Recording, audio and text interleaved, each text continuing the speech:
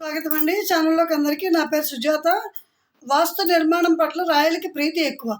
విజయనగర వైభవాన్ని మాతంగ పర్వతం ఎక్కి చూసిన విదేశీ యాత్రికులు తమ దేశాలలో రాజధాని నగరాలు విజయనగరం ముందు తీసుకట్టు అని రాశారు.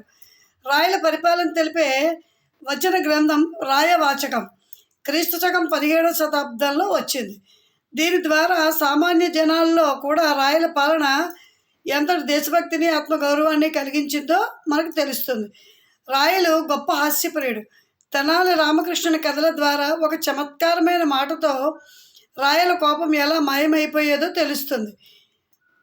తెలుగు సాహిత్య చరిత్రలో రాయల యుగాన్ని స్వర్ణయుగంగా చెప్తారు.